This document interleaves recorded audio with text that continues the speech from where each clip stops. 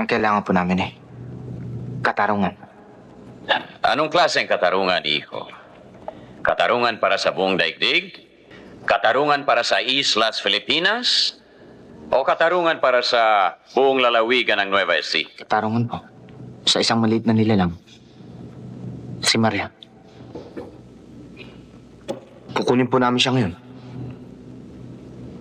Si Maria na apo ni Candido? Wala siya rito. Anong pakialam ko sa kanya at sa akin niyo siya hanapin? Kayo pa'y may pakialam sa lahat ng maliliit at malalaking bagay dito sa aming maliit na bayan. Kung magsalita ka, ay parang hindi ko bayan ng Santa Rosa. Ang bayan niyo ay Espanya.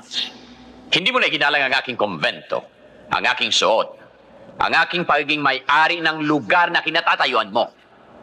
Ang pangalan ko nilalaan sa mga taong may karangalan. Lumayas ka, impertinente! Tasyo! Tasyo! Kailangan na ay si Maria. Ito ang pera.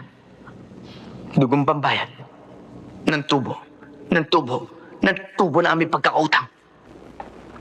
Wala kang karapatan humiling sa akin ng pabor sa marahas na paraan. Wala kang paggalang, mal-edukado.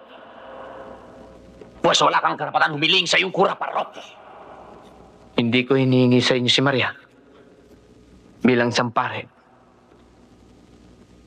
Hinihingi ko siya sa inyo. Bilang isang ama.